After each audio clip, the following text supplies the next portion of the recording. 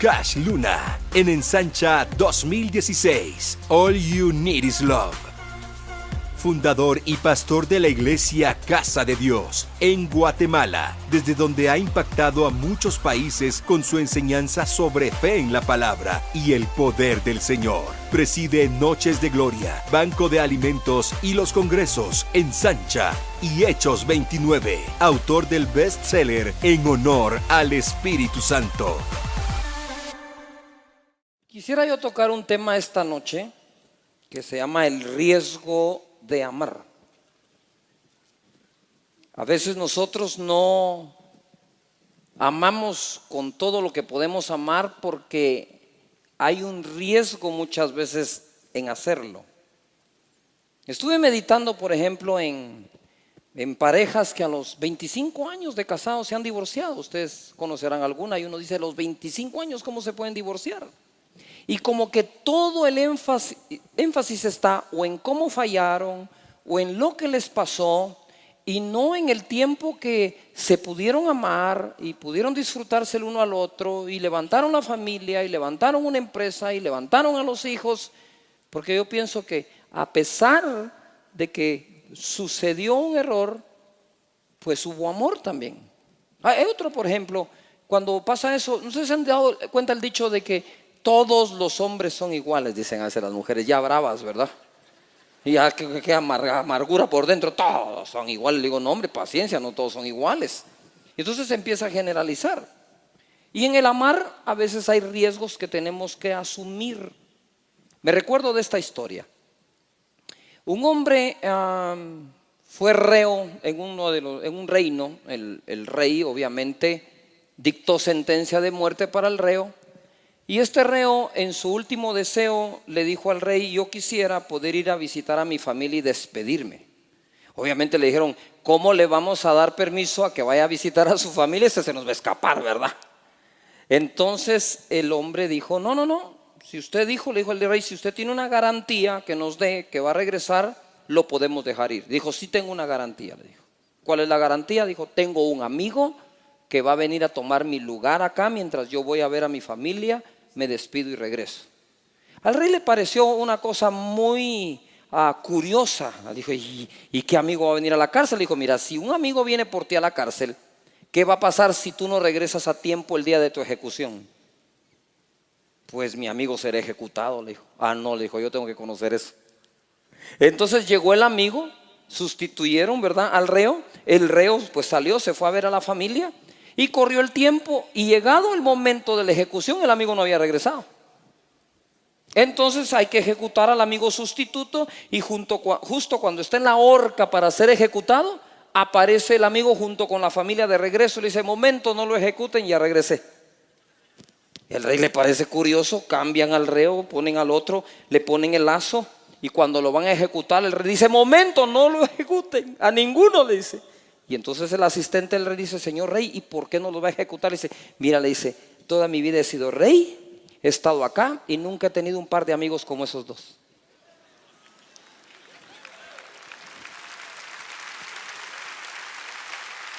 Necesito a los dos como mis amigos. Pero ¿quién se puede correr un riesgo semejante a eso por otro? Cuando vamos a amar, nos podemos correr el riesgo también de juzgar a los demás en su amor. Eso no es amor. ¿Usted ha notado esas personas que dicen, es que no me amaron, no me llamaron, no me han visitado? Cuando tú estás así es porque tú no estás amando a nadie. Pero cuando estás ocupado en amar, tú no estás juzgando cómo te aman. ¿Todavía estás acá? Porque cuando amamos, amamos sin ese interés que a veces la gente tiene debajo de la manga. Tenemos que amar y punto. Amar es la fuerza que puede perdonar cuando nos hacen cosas como esas. Hay que tomar un riesgo. Esas personas se arriesgaron en él. Juan 3:16, porque de tal manera amó Dios al mundo que dio a su Hijo unigénito, para que todo aquel que en él cree no se pierda, mas tenga ¿qué? Vida eterna. Porque no envió Dios a su Hijo al mundo para condenar, sino para que el mundo sea salvo por él. El amor no contiene condenación. Dios dio a su Hijo por amor, no por poder. Dios dio a su Hijo no porque Él tuviera fe. Dios dio a su Hijo porque Él amó al mundo de tal manera que dio a su único Hijo para que fuéramos salvos por Él. Y entonces Jesús no vino a condenar, porque entonces habría una negación. Dios lo da por amor y Jesús viene a condenar. Ya no hace match esto, me estoy explicando acá, sino que Él viene a salvar porque fue dado por amor. Ahora, el tema aquí es este: de tal manera amó. Si las escrituras dijeran Dios amó al mundo, ojo acá, entonces quizás pudo haber dado un ángel, a un arcángel, a un querubín. Pero desde el momento dice de tal manera amó, es decir, nos amó de tal forma que lo que entregó fue al único Hijo que tenía. Cuando nosotros amamos de esa manera, somos capaces de entregarnos del todo y por todo a alguien o a algunos. Pero tenemos que, ¿qué dice aquí? Amar de tal manera. Lo que quiero decir hoy es que podemos nosotros esta noche salir de aquí con un nuevo nivel de amor.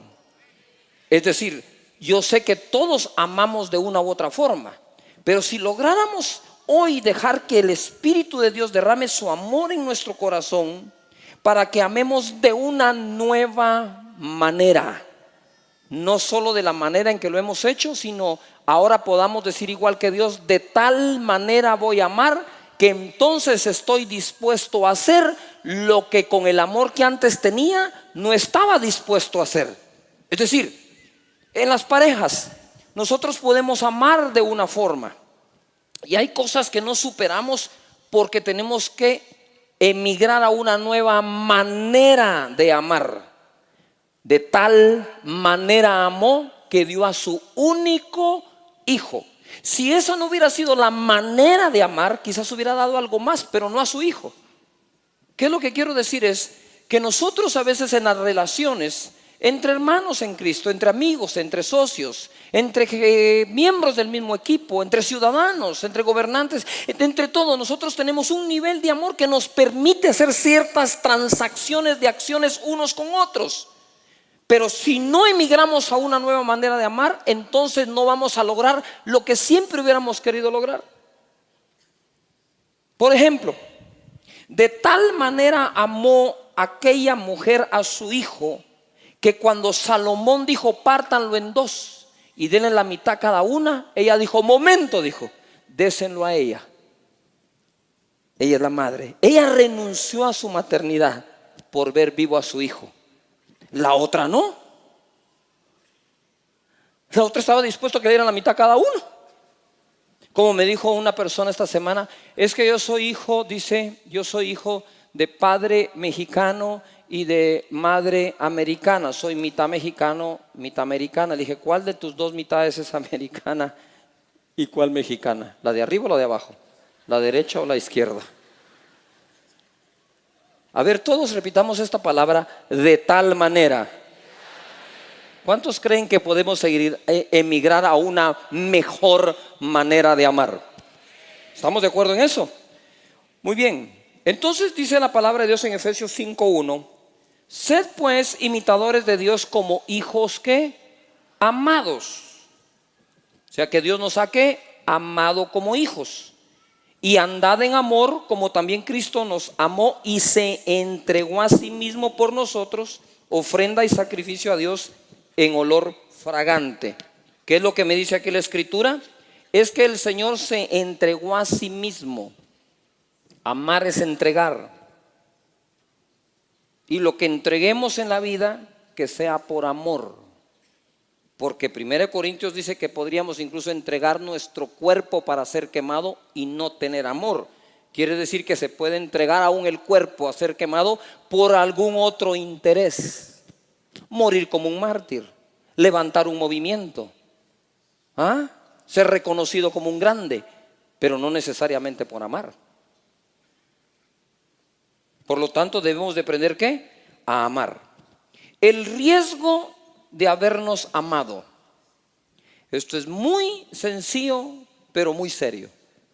Jesús tomó un riesgo al amarnos. Mira, te lo voy a ir haciendo crecer. En Lucas capítulo 4, verso 1 al 2, Jesús fue tentado.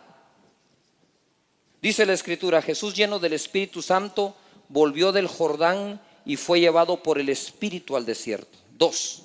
Y por 40 días era tentado por el diablo, y no comió nada en aquellos días, pasados los cuales tuvo ¿qué? Hambre. A ver, di conmigo: Jesús, vamos, te quiero oír. Jesús fue tentado. ¿Por qué Jesús pudo ser tentado? Simple y sencillamente porque Jesús vino en carne. Tu espíritu y mi espíritu no puede ser tentado, pero nuestra carne continuamente está siendo ¿qué? Tentada. Es decir, estamos sufriendo tentaciones diversas. Bill Winston dijo algo anoche: entre más grande seas, más sutil se vuelve la tentación. Hay tentaciones de diferentes tipos. Les voy a dar cómo cambian las tentaciones a veces en nuestra vida. Por ejemplo, a los jóvenes solteros viene Satanás y los va a tentar sexualmente, diciéndole a los novios: háganlo, acuéstense, tengan sexo, está bueno y está buena. Es la tentación. Pero una vez te casas, la tentación cambia y viene Satanás y dice: no lo hagan, no lo hagan. Decirles que tenés dolor de cabeza. Jesús fue tentadora. Y le quiero hacer una pregunta. Si Jesús fue tentado porque vino en carne, pregunto, ¿podría haber Jesús pecado? Sabemos que no pecó. Pero ¿usted cree que Satanás va a desperdiciar 40 días tentándolo si no existía la probabilidad de que Jesús cayera en la tentación? Claro que sí. Entonces mira ahora el siguiente verso en Hebreos capítulo 4, verso 15. Porque no tenemos un sumo sacerdote que no pueda compadecerse de nosotros o de nuestras debilidades, sino uno que fue tentado, ¿qué dice ahí? En todo, según nuestra ¿qué? Semejanza, pero sin pecado. Denle un aplauso a Jesús que no pecó.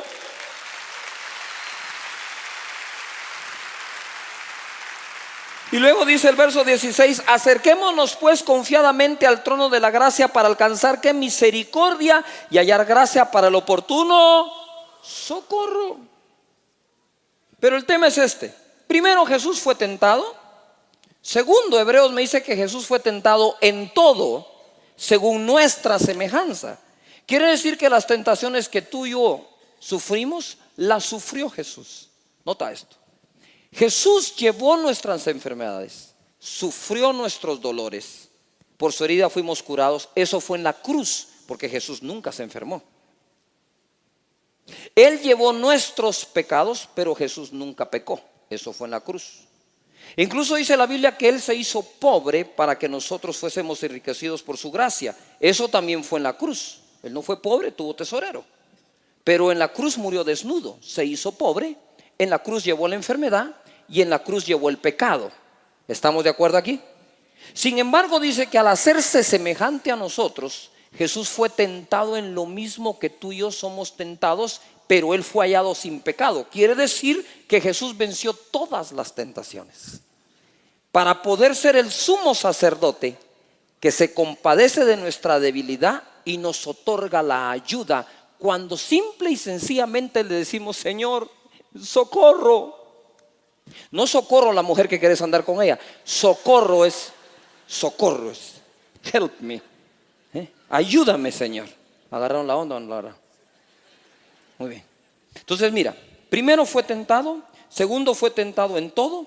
Ahora quiero que vayas conmigo a Hebreos capítulo 2, verso 17. Por lo cual debía ser en todo semejante a sus hermanos, para venir a ser misericordioso y fiel sumo sacerdote en lo que a Dios se refiere, para expiar los pecados del pueblo. 18. Pues en cuanto Él mismo padeció siendo tentado, es poderoso para socorrer a los que son tentados. A ver, todos los que estamos sufriendo tentación, levantemos las manos al cielo. Ay, qué bonito. Los demás están pecando de mentirosos. Ya cayeron en la tentación. A ver, todo el mundo diga conmigo: Señor, ayúdame en mis tentaciones. Amén. Dios es capaz de ayudarnos en medio de nuestra tentación. Ahora, ojo acá, está aquí gradualmente esto. Primero Jesús fue tentado en todo. La tercera, padeció cuando fue tentado. Él sabe eso. A veces nosotros no queremos padecer cuando estamos tentados o sufriendo la tentación. Pero si seguimos la voz del Espíritu, lo que se va a afligir es la carne. Y en ese momento nosotros también padecemos en el momento de ser tentados. De nuevo, pongan atención, porque esto no saben ni para dónde va el Espíritu Santo hoy. Pero primero se hizo carne. Habiéndose hecho carne, fue tentado. ¿Fue tentado en qué? En todo. Y cuando fue tentado, ¿qué le pasó? Padeció. Ese es nuestro Señor, nuestro Jesús, que murió por nosotros. Ahora, con eso en mente, quiero que vayamos ahora a lograr entender, recibir una revelación hermosa de lo que fue el riesgo que Jesús tomó al venir a salvarnos. En Colosenses capítulo 1, verso 15 y 17, dice así: Él es la imagen del Dios invisible, el primogénito de toda creación, porque en Él fueron creadas todas las cosas. Ojo, en Él fueron creadas todas las cosas, las que hay en los cielos, las que hay en la tierra, visibles e invisibles, sean tronos, sean dominios, sean principados, sean potestades. Todo fue creado por medio de Él y para Él. 17. Y dice: y Él es antes de todas las cosas. Y todas las cosas subsisten en Él. No sé si agarramos la onda aquí. Él es antes de todo, pero todo en Él subsiste. ¿Todavía están acá? Muy bien. Ve conmigo a Hebreos capítulo 2, verso 10. Dice así: porque convenía a aquel por cuya causa son todas las cosas, y por quien todas las cosas ¿qué? Subsisten, que habiendo de llevar muchos hijos a la gloria, perfeccionase por aflicción al autor de la salvación. ¿De qué? De ellos. Ojo pues, vino en carne, fue tentado, tentado en todo, padeció al ser tentado, pero en Él subsiste todo, y en Él fue creado todo. Ahora imagínate esto. Según la palabra de Romanos 6:23 dice, ¿sí? Porque la paga del pecado es ¿qué? Muerte, mas la dádiva de Dios es vida eterna en Cristo Jesús. Quiero que pongas atención un poco a ese video, porque toda la creación en el que subsiste, pero Él fue tentado en todo, padeció siendo tentado, y la paga del pecado es ¿qué? ¿Qué es la paga del pecado? Muerte.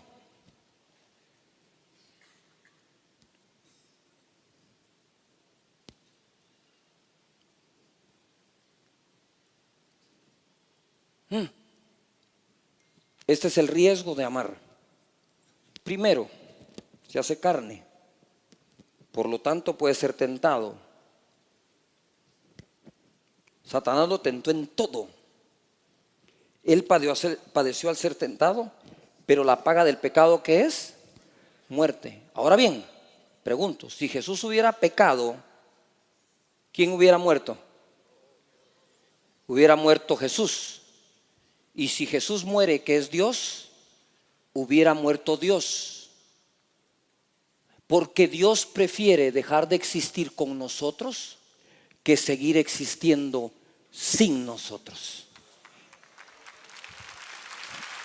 Quiero que pongas atención ahora. Quiero que pongas atención ahora. Esto es lo que hubiera pasado si Jesús hubiera pecado.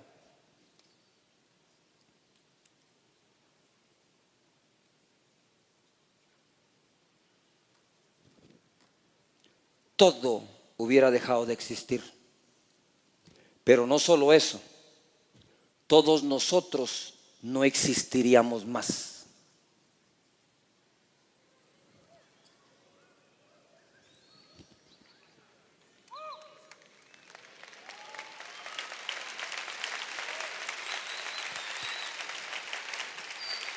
Si Jesús tomó el riesgo de amarnos, teniendo la posibilidad de dejar de existir, tomemos el riesgo nosotros de amar.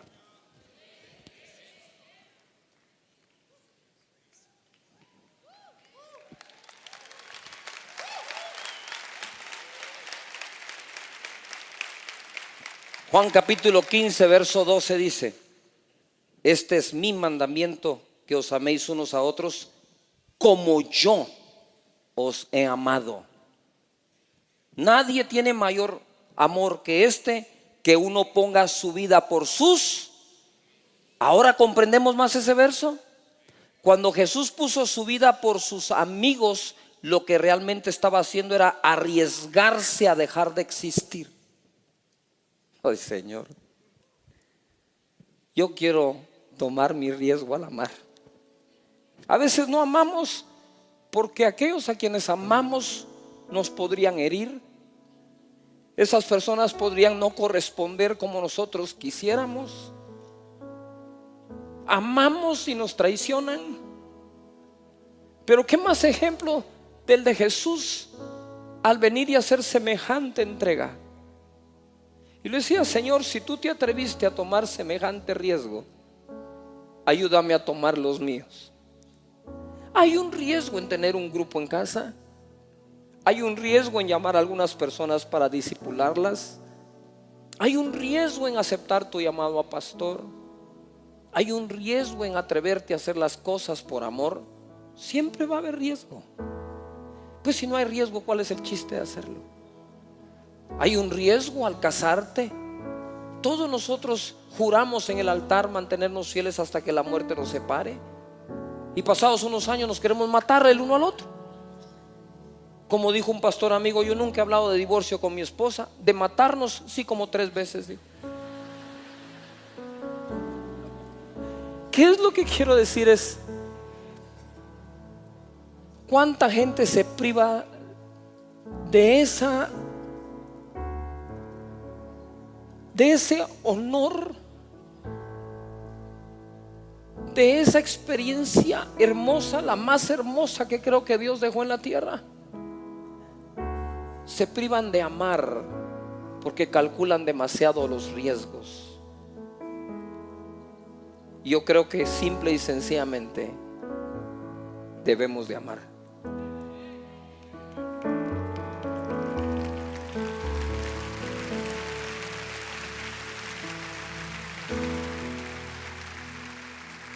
Ponte de pie en tu lugar.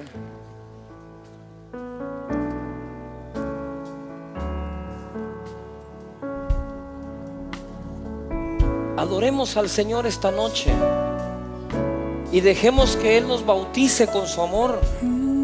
Dice la Biblia: ¿de qué nos sirve hablar lenguas incluso angelicales si no tenemos amor? Quizás hoy no sea una noche para recibir esa unción que te trae los dones sobrenaturales como siempre la hemos recibido. Quizás hoy sea una noche para recibir el principal regalo de Dios que trae el Espíritu Santo, que es amar. La primera expresión del fruto del Espíritu Santo, dice, es amor. Dice también la Escritura: si decimos amar a Dios y aborrecemos a un hermano, permanecemos en muerte. Quiere decir que amor es lo que nos mantiene vivos. Amar. Tú tienes que hacer un pacto hoy con Dios, decir: Señor, derrama en mí tu amor para mi pareja, para mi familia, mi cónyuge, mis hermanos, mis primos, mis hermanos en Cristo, deja de quejarte que si tu líder dijo, no dijo. Ve y ámalo. En vez de decir, sí, pero es que mi líder no me ama, pues lo más seguro es que no estás sintiendo eso porque tú no lo estás amando a él. Les recuerdo lo que mi madre me dijo. Mi madre me dijo, Cash, aprendí a amar hasta que duela. Yo le dije, ¿hasta que duela? Sí, me dijo. Porque a veces te van a hacer cosas que te van a doler, pero tenés que aprender a amar.